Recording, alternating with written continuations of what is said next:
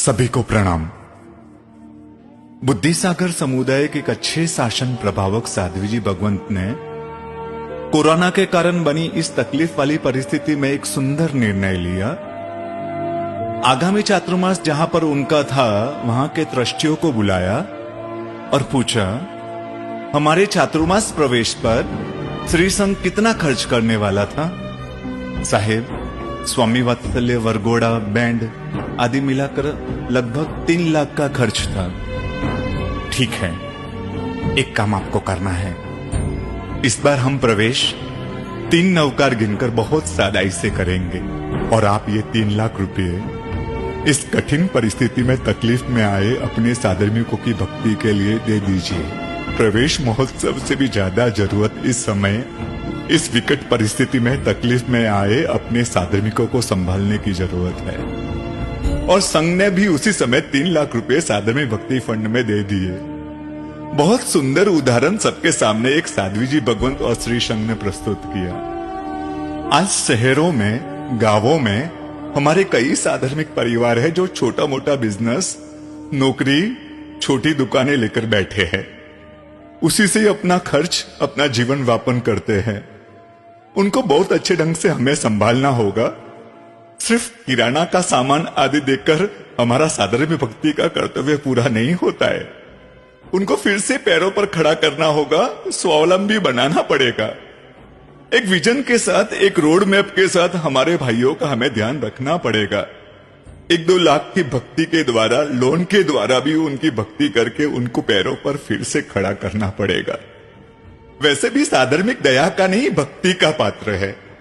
जैसे परमात्मा के पीछे हम भक्ति शब्द लगाते हैं, भगवान के लिए हम कितना भी करें तो हमें कम लगता है, वैसे ही साधर्मिक के पीछे भी भक्ति शब्द लगता है। वो मदद का नहीं, भक्ति का पात्र है। इस परिस्थिति में हमने अगर उनको नहीं संभाला तो कई परिवार टूट जाएंगे, कई घर बिखर जाएंगे। ये समय हमसे कुछ आहुति मांग रहा है। करोड़ों रुपए शासन के अलग अलग अनुष्ठानों में खर्च होते हैं, होने भी चाहिए, लेकिन आज हमारा विवेक हमसे कुछ अलग मांग कर रहा है। आज सबसे ज्यादा करने जैसा कोई कार्य होगा तो वो साधर्मिक का क्षेत्र है। ध्यान रखिए, सिद्धशिला पर आपके पास बैठने वाला इन्हीं में से कोई साधर्मिक होगा। ये शासन की प्यारी दुनिया जो हमें मिली है ना, हमारी आत्मा यहां तक पहुंची है ना, उसके पीछे बड़ा कारण प्रभु के शासन से जुड़ी कई आत्माओं ने हमें कई भवों में कल्याण मित्र बनकर संभाला होगा। आज हमारा फर्ज बनता है कि हम उनको संभालें, अपने आसपास नजर दौड़ाए, शांति से आंख बंद करके उन अपने भाइयों के चेहरे सामने लाए जो किसी के सामने हाथ नहीं फैला पाएंगे।